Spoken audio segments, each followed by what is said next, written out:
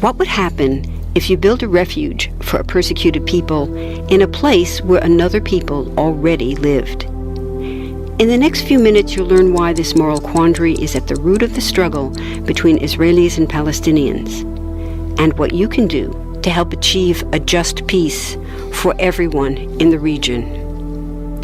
First, there are a couple of things it's helpful to understand.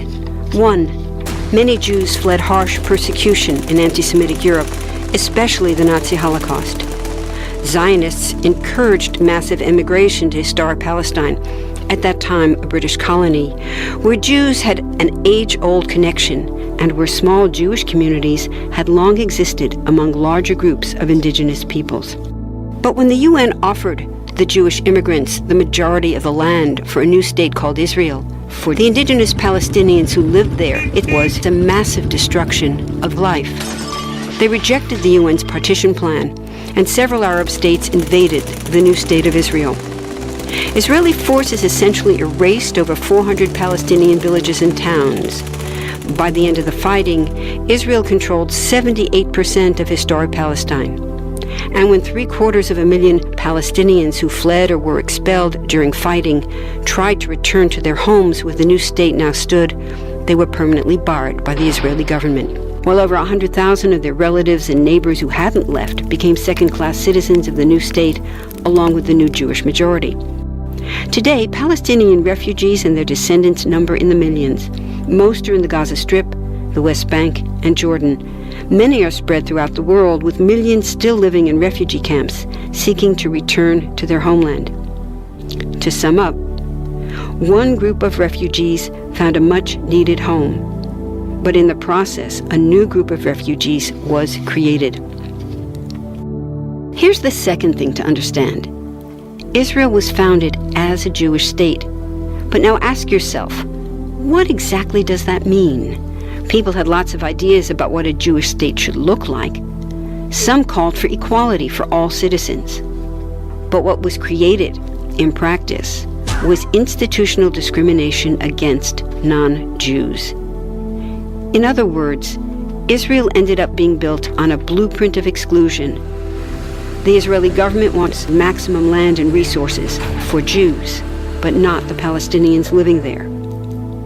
That's why, inside Israel, Jews get special privileges, including rights to land and housing, that are denied to the Palestinian citizens, who make up 20% of Israel's population. That's also part of why Israel has never defined its borders.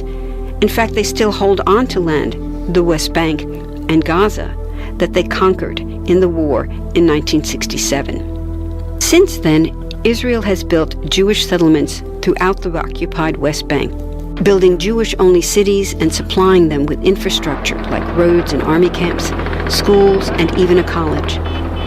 Military occupations are meant to be temporary, but after 40-plus years, this one looks permanent and entirely unjust.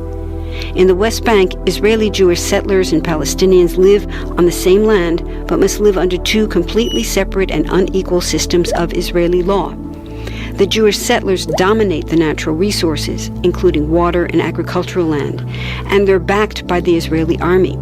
To maintain the occupation, Israel has demolished thousands of Palestinian homes and orchards, confiscated Palestinian land, bombed a captive civilian population in Gaza, and punished resistance with raids, arrests, and assassinations, all to gain maximum land, while making life so difficult for Palestinians that they will either leave or be too afraid to resist.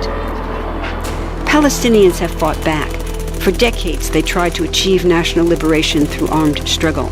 Some groups still do. But the majority now support popular protest instead. The deeply harmful pattern of control, repression, and violence profoundly harms Palestinians living under occupation and Israelis living as occupiers. This must be broken to reach a peaceful and secure future for both peoples.